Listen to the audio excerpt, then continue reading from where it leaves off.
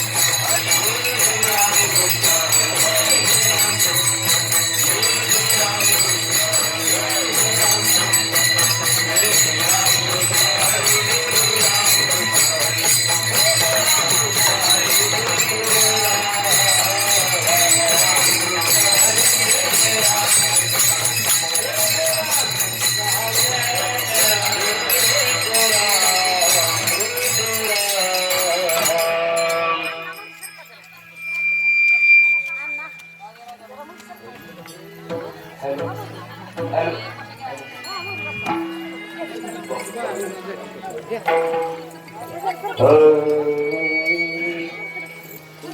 बहुतांचे संगते बहु पावलो भजिते बहु पावलो भजिते बहु पावलो भजिता बहुतांचे संगते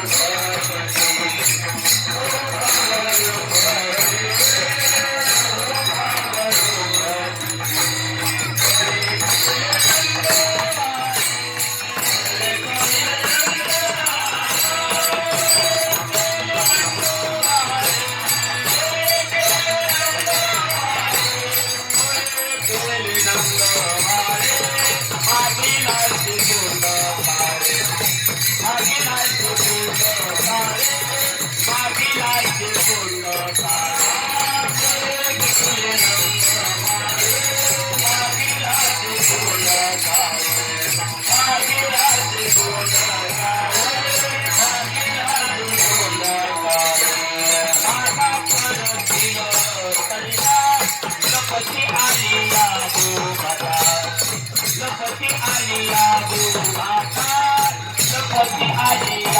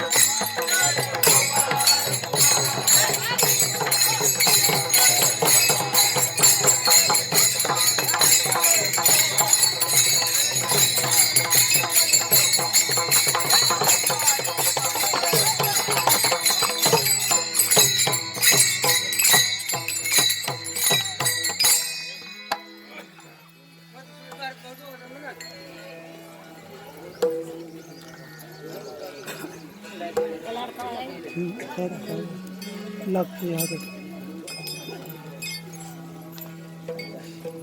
शिरारी काय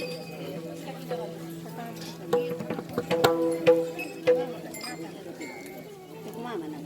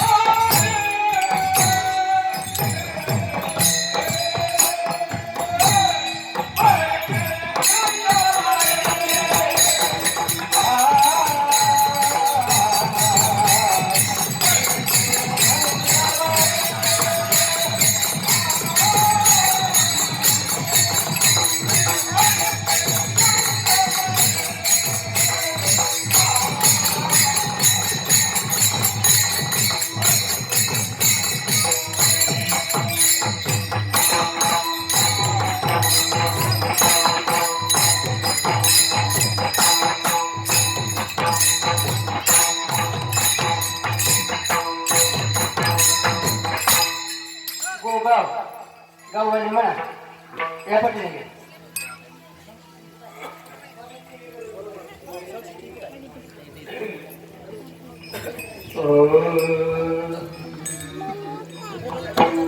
बरे केले नंद भारे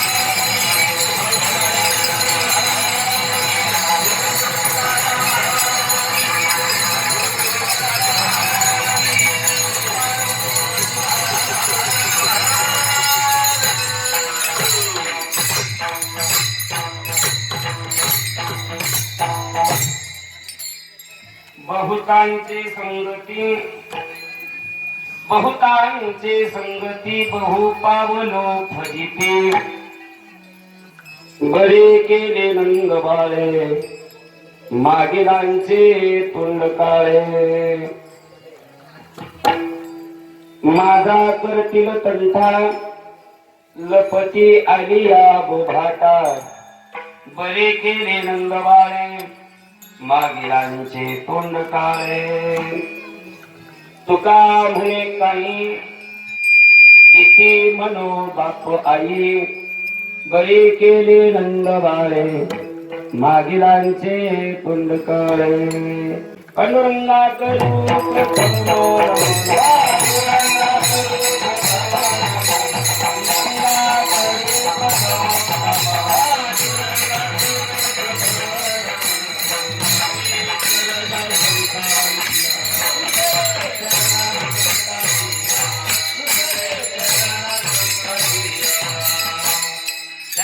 कुपालाने कधी सारे सारे कुपालाने कधी सारे सारे कुपालाने कधी सारे सारे कुपालाने कधी सारे पारी गुरु दास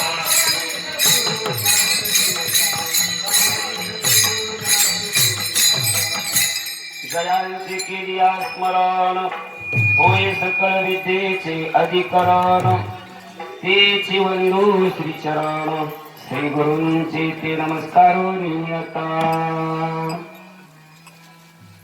गजाननं भूतगणादिशेनुकपित जम्बुफलचारु भक्षणं उमासुतं शोक विनाशकारकं नमामि विघ्नेश्वर पाद पंकजं भजे वज्रेथ मंडलं समस्त पाप खंडनं स्वभक्त चित्तरंजनं सदैव नंदनंदनं सुपीच गुच्छमस्तकं सुनाद वेणुहस्तकं अनंगरंग सागरं नमामि कृष्ण नागरं काय माझी वाणी मानेल संतासी रंजवो चित्तासी अकुलिया माझी वाणी तुझे वर्णी गुणनाम ऐसे देई प्रेम कहीं कळ विठ्ठल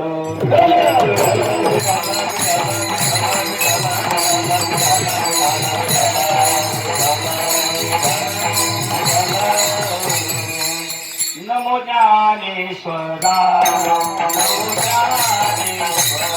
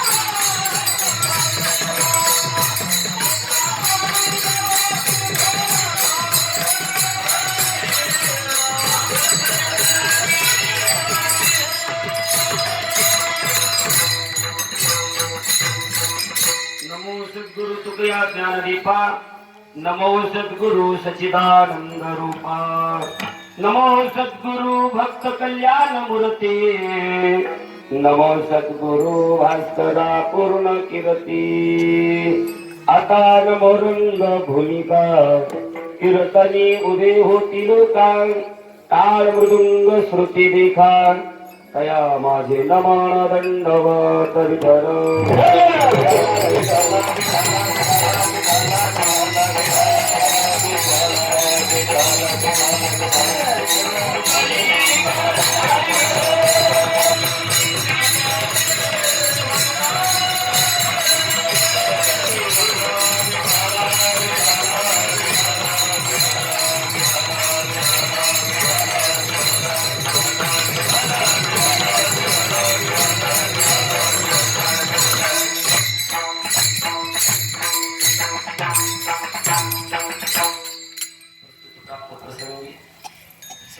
निवडलेला अभंग देहूचे सुप्रसिद्ध साधू वैराग्याचे महान मेरू महान भगवत भक्त संत सम्राट विश्ववंदनीय महाराष्ट्र भूषण जगमान्य जगदवंदनीय जगद्गुरु श्री संत तुकोबाराय यांचा अखिल विश्वाला पावन करणाऱ्या चंद्रभागा मातेप्रमाणे असणाऱ्या अभंग संहितेतील अभंग गाठ्यामधील 4092 अभंगापैकी 3768 क्रमांकाचा भगवान कृष्ण परमात्मा व गोपाळ या दोघांचा संवाद सांगणारा अभंग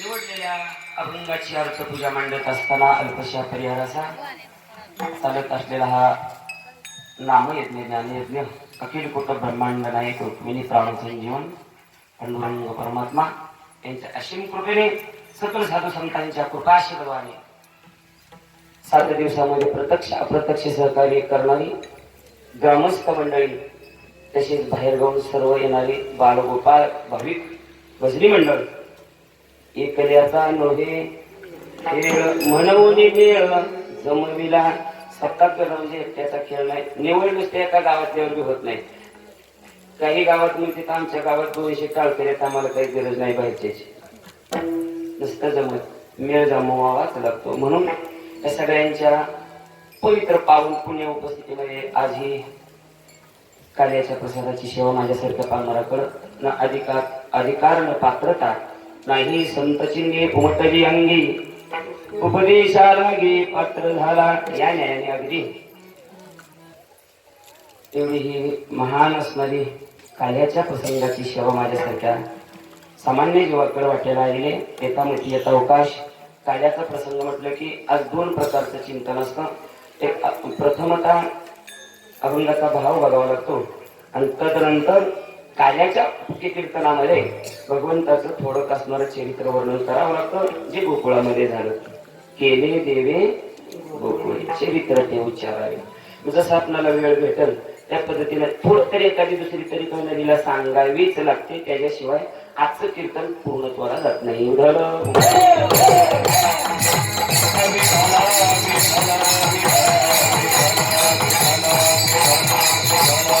सांप्रदायिक नियमाप्रमाणे आपण आज या अभंगाचा सुरुवातीला भावार्थ पाहायचा आहे जगद्गुरु तुकोबा या अभंगाच्या माध्यमातून गोपाळ आणि भगवान कृष्ण परमात्म्याचा संवाद सांगतात संवाद वेगळा आणि सं काढून राहिलेला तो वेगळा तो आपला असतो संवाद देवाचा भक्ताचा असतो आणि संवाद शब्दातला सं काढला की राहिलेला तो मामा जीवाचा असतो वाद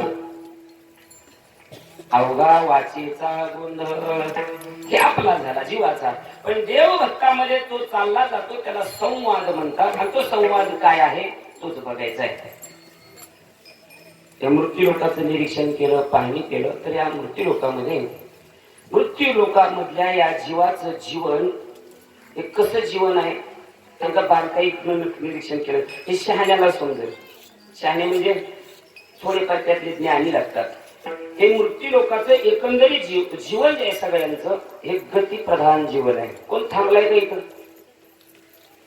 सगळे धावायला लागले झोपेतून उठल्यापासून रात्री झोपेपर्यंत जन्माला आल्यापासून मरेपर्यंत एकही थांबलेला नाही. थोडं थांबा, आहा लई या महाग कसं काय, कारखान्याला ड्युटीला जायचं, पुन्हा कथा करायची, कीर्तन करायचं, वेळच नाही. व्यापार म्हणजे गतीप्रधान जीवन आहे. इतकी गती आहे याला. मग या गतीप्रधान जीवनामध्ये धर्मशास्त्रकारांनी या गतीप्रधान जीवनाचे 3 प्रकार सांगितले. गोड चिंतन आहे का अभंगाचा भावार्थ. पहिलं जीवन सांगितलं गतीप्रधान जीवन, दुसरं जीवन सांगितलं मतीप्रधान जीवन आणि तिसरं जीवन सांगितलं विभूती प्रधान जीवन. विठ्ठल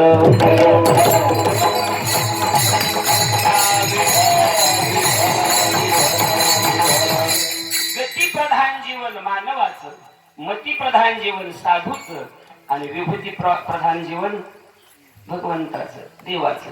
आता आपल्याला आपल्या अभंगावर येण्याकरता हे शास्त्रात असा सिरियल आहे.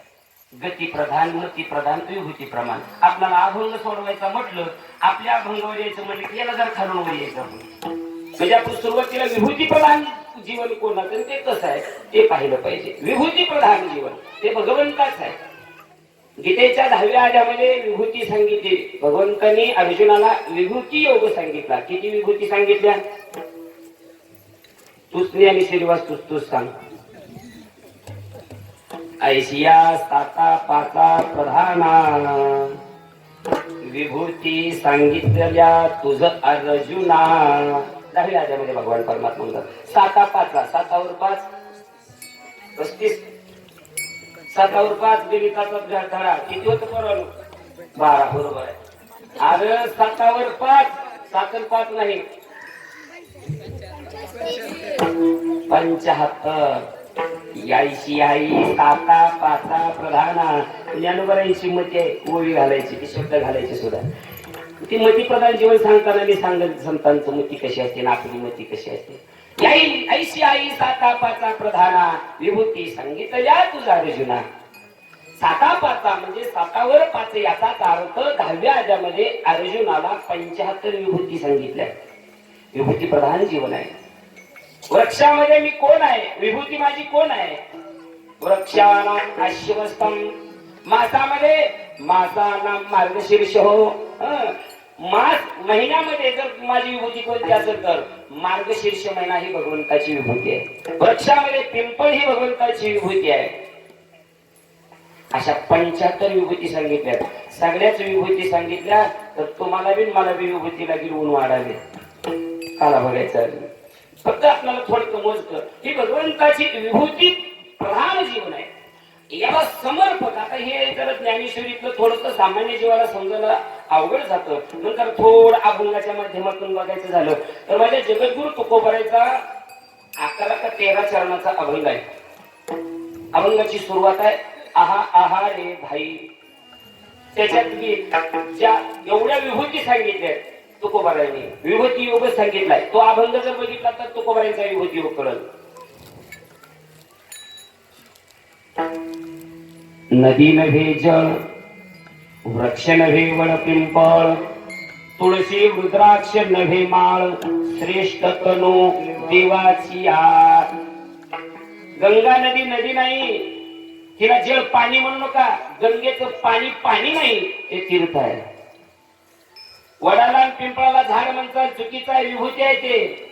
वृक्ष नव्हे वड पिंपळ आणि तुळशीला रुद्राक्षाला माळ म्हणून तुम्ही संबोधतात ही चुकीची कल्पना आहे. श्रेष्ठ तनु देवाची ही विभूती योग आहे तुकोबारायांचा.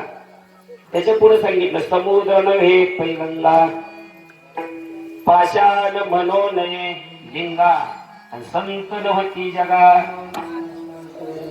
काठी म्हणू नये वेतो, अण्णा म्हणू नये सातू, राम राम हे मातू, शब्द नव्हे ते. पूर्ण अभंग बघितलं की गोड चिंतन सापडतं पूर्ण. आता सगळं सांगत बसायला वेळ नाही. थोडक्यात आता रात्री थोडासा विषय निघालता. आता थोडं मी सुरुवातीला मांडायचं होतं. माझ्या आता लक्षात आलं की विभूती योग सांगतो एवढं ध्यानात राहू द्या. माझ्या नाही लक्षात राहिलं तर तुम्ही तेवढंच काम करा. सांग बघा आपल्या ह्या सप्ताहाचं विनोद महाराज पहिल्या दिवसापासून काल्याच्या कीर्तनापर्यंत अभंगाची सिरियल बघा. काय योग आहे.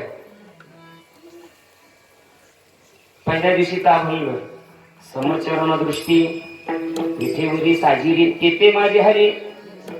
प्रार्थना केली पहिल्या अभंगामध्ये कशासाठी? तेथे माझे हरी वृत्ती राहू. वृत्ती राहण्याकरता ती वृत्ती जडण्याकरता नामचिंतन लागतं. ते नाम कसं आहे म्हणून विचारलं. आपल्या रामकृष्ण महाराजांनी सांगितलं बहुरोगा शिवोकद रामनाम हेची शुद्ध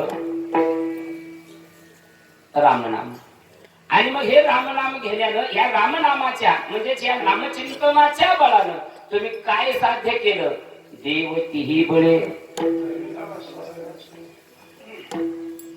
आणि हे देव धरण्याकरता नुसता भाव असं लागत नाही, त्याला कोणाची तरी साथ लागते. संताविन प्राप्ती नाही आणि आईशी वेद देती बाई. मग त्या संतांचा महिमा काय? अलिंगन घडे.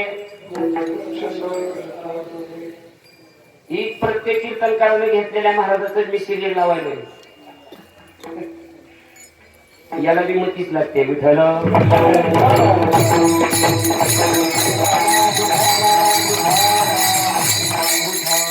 ही महाग बसलेल्या ह्या मैत्रिणी हे काय म्हणाले की तेच त्याला त्यांच्या कुठं अभंग लक्षात राहिला. कुणाच्या ध्यानात आपण आमचा असलं सांगालाच का बाबा. ऐका ऐका कुठं राहा आपण संतांचा महिमा. संत संगतीला देव धरता येतो. मग ते संत कशा त्यांचा महिमा सांगा.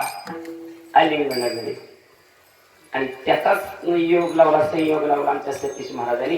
त्यांच्या अंतर्लक्षेने सांगितले संत तोची जाना जगी दया क्षमा ज्याचे अंगी लोभ अहंता नये मना जगी विरक्त तोची जाना. अशा अंतर्लक्षण महिमा सांगितल्यावर रात्री नवनाथ महाराज म्हणजे मजदे तयाची. संगती किती महत्वाची आहे. आणि आज मी हा अभंग काय निवडला? आणि त्यांची संगती न करता बाकी गाबाळाची संगती केली म्हणून तुकोबारांनी या अभंगाच्या पहिल्या चरणात सांगितले बहुताची संगती. अगदी काल्यापर्यंत योगायोग असा सिरियल जोडायचा. त्याच्या भगवंताची कृपा आहे.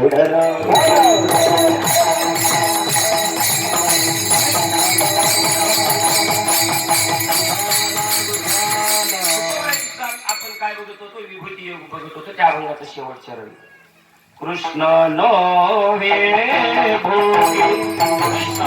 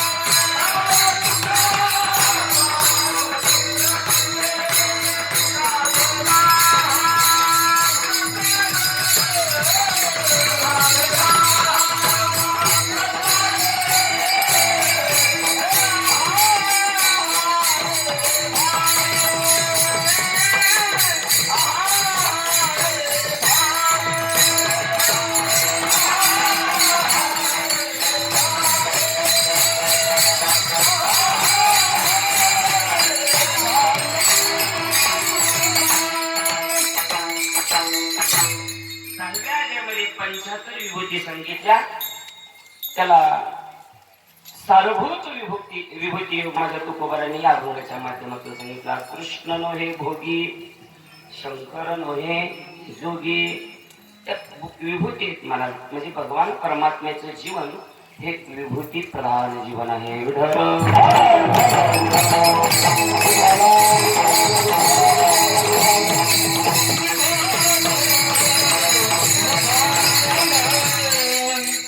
आता दुसरं जीवनाचा प्रकार सांगितला, मती प्रधान जीवन. मती प्रधान जीवन हे संतांचं असतं, साधूचं असतं. संतांसारखी मती म्हणजे बुद्धी, बुद्धिमत्ता, बुद्ध्यांक सामान्य जीवाकडे नसतो. म्हणून मती प्रधान जीवनामध्ये फक्त संत मोडतात. उदाहरणात कायचं झालं, आपल्या त्या भारत भूमीचा एक भगवा संन्यासी, जरा वाचत जावं तरुणाने अशी चरित्र. विवेकानंदाचं चरित्र वाचा, काहीतरी स्फूर्ती मिळेल, काहीतरी घडचाल. तुम्ही वाचल्याशिवाय मनावर बोध होत नाही, ते ठसत नाही. मला काहीतरी बनायचे, काहीतरी करायचे, त्याच्याकरता संगतीत राहावं लागतं चांगल्याच्या. आणि एकतरी वाचन पाहिजे. वाचाल तर वाचाल. त्या कलियुगामध्ये वाचा बाबा, वाचायचं असेल तर पुस्तकं वाचा. स्वामी विवेकानंद ज्यावेळेस त्या शिकागो धर्म परिषदेच्या अगोदर काही काळ त्यांनी आयुष्य आपलं सगळं तीर्थाटनेमध्ये घालवलं. संपूर्ण भारत भ्रमण तर केला, पण बाहेरच्या देशामध्ये सुद्धा बऱ्याच देशांमध्ये जाऊन ते आले. मग ज्यावेळेस तिथं काही काळ बाहेर देशी त्या शिकण्याकरता गेल्यानंतर अमेरिकेला, तिथे ते त्यांचे गुरुजी होते शिकवणारे. मती सांगायला मती प्रधान जीवन, आणि हे कळायला सुद्धा मती लागते म्हणून ध्यान देऊन दृष्टांत आहे का. तिथे गेल्याच्या नंतर मग त्या गुरुजीने एक वेळेस विवेकानंद महाराजांना प्रश्न विचारला. विवेक उठ म्हणले, तुला एक प्रश्न विचारत आहे. सर्व मुलं आहेत, अन्य बाहेर देशाचे आहेत, अमेरिकेतले आहेत, भारताच्या वतीनं आपला 10व्या संन्यासातला तो तरुण साधू विवेकानंद महाराज उठवलं विवेकानंद महाराजांना. म्हणजे बोल, एक प्रश्न विचारतो, उत्तर सांग. म्हणजे विचारा महाराज. प्रश्न असा आहे, विवेक तू रस्त्याने जात आहेस, बरं रस्त्याने जात आहेस आणि 2 पिशव्या तुझ्या समोर पडलेल्या आहेत, काहीतरी त्याच्यामध्ये माल आहे, भरलेला आहे. तू कोणती पिशवी उचलची सांग. पिशवी कोणती उचलची ते मला सांग. आपल्यासारख्याला जर प्रश्न विचारला असता तर आपण काय उत्तर दिलं असतं. इथं सुद्धा अजून प्रश्न कंप्लीट असा परिपूर्ण प्रश्न नाही येतो, पण विवेकानंद महाराजांनी ओळखलं. म्हणजे महाराज तुम्ही प्रश्न विचारलाय मान्य आहे, मला विचारला प्रश्न 2 पिशव्या पडल्यात, मी कोणती उचलली असती असा तुमचा प्रश्न आहे. मला अगोदर एक मी आता प्रश्न विचारतो, त्याचं उत्तर द्या, मी तुमच्या प्रश्नाचं उत्तर देतो. काय अगोदर त्या पिशव्यात माल काय आहे ते सांगा, मग मी सांगून कोणती उचलायची. मग त्या गुरुजींनी सांगितलं, विवेक एका पिशवीमध्ये पैशानं भरलेली पिशवी आहे, पूर्ण 500च्या नोटा बंडल आहेत. एक पिशवी पैशानं भरलेली आहे आणि एक पिशवी अक्कलेनं भरलेली आहे. अक्कल. कोणती पिशवी उचलशील तू. विवेकानंद महाराजांनी कुठल्याही अडथळा किंवा कुठलाही न डगमगता उत्तर दिलं, महाराज मी पैशाची पिशवी उचलल. अख्खा वर्ग हसायला लागला. गुरुजी बी म्हणले, बघा ही भारतातले येडे नुसते पैशाच्या मागे लागले. म्हणजे पैसा म्हणलं की हे मेलेले ताकीवून उठतील म्हणजे.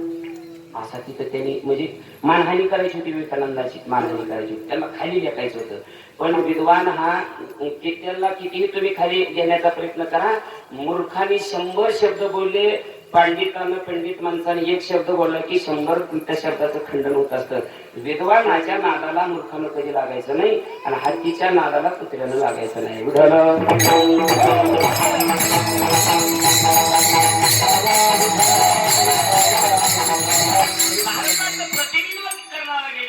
सामान्य नव्हता, मती आहे का. आणि त्यावेळेस ज्यावेळेस वेड्यात काढत होते त्यावेळेस सगळा वर्ग हसतोय. गुरुजी सही विवेकानंद ताटकन उठून उभा राहिले, सांगितलं, गुरुजी तुम्ही सगळे हसले मला, पण एक सांगू का, मी का पैशाची पिशवी उचलली असती त्याचं कारण विचारलं नाही तुम्ही. अरे हो लागायला म्हणे, सांग कारण. ऐका म्हणे, का मी का पैशाची पिशवी उचलली असती. तर विवेकानंदाने उत्तर दिलं, लक्ष देऊन वाक्य ऐका आता, वाक्य लक्ष देऊन ऐका. मती विवेकानंद महाराज म्हणतात, ज्याच्याकडे जे कमी असतं तो तेच उचलत असतो. आमच्या भारतीयाकडे पैसा कमी आहे आणि तुमच्याकडे विठ्ठल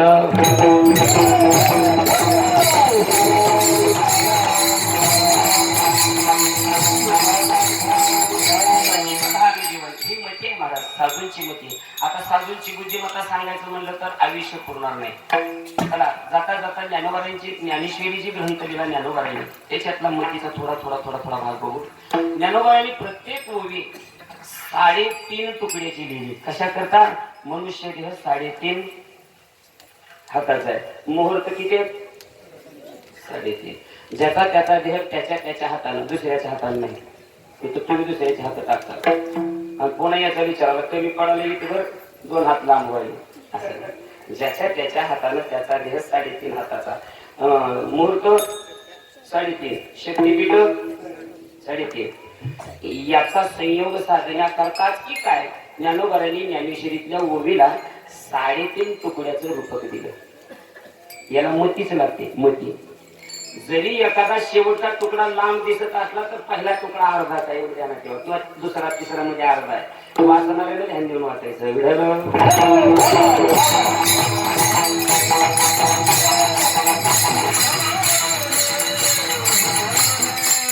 ज्ञानेश्वरी मधला दुसरा बारकावा ज्ञानोबारांची मती, बुद्धिमत्ता. ज्ञानेश्वरी मधले शब्द मोजा. 9033 ओव्यामध्ये शब्द 1,25,000 शब्द आहेत. किती? 1,25,000 का? आता त्याला मती, बुद्धी. आपले वडील गृहस्थाश्रम सोडून संन्यास घ्यायला निघून गेले. पतीच्या वियोगामध्ये म्हणजे ज्ञानोबारांच्या मातोश्री आई रुक्मिणी आई साहेबांनी पती परत यावे म्हणून आळंदीतल्या सुवर्ण पिंपळाला किती प्रदक्षिणा घातल्या? ही मातृभक्ती कलियुगामध्ये अशी जागृती या ज्ञानेश्वरीच्या रूपानं राहिली म्हणून ज्ञानेश्वरीमध्ये 1,15,00,000 शब्द आहेत. मती. संतांच्या मतीचा अंत देवाला सुद्धा लागायचा नाही. देव सुद्धा त्यांची परीक्षा घ्यायला गेला तर देवच फेल होतो महाराज संतांच्या परीक्षेमध्ये. विश्वाचा जनित असणारा सुद्धा परमात्मा सुद्धा संत बुद्धी पुढे ठोल ठरतो. ती आपली मानवी बुद्धी काय तिथं मग चालणार आहे. म्हणून संत वर्णन करीत असताना, संतांच्या बुद्धीचं वर्णन करीत असताना एवढंच वाक्य बोलावं वाटतं.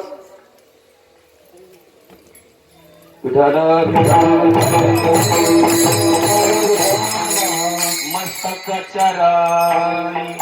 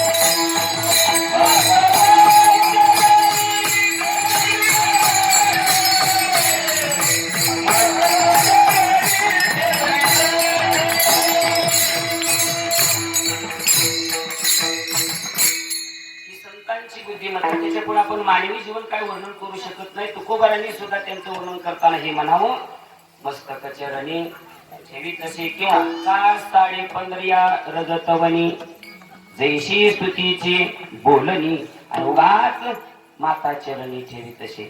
बोलू शकत नाही, वाणी अपुरी पडते. काय वाणू आता नपुरे ही वाणी.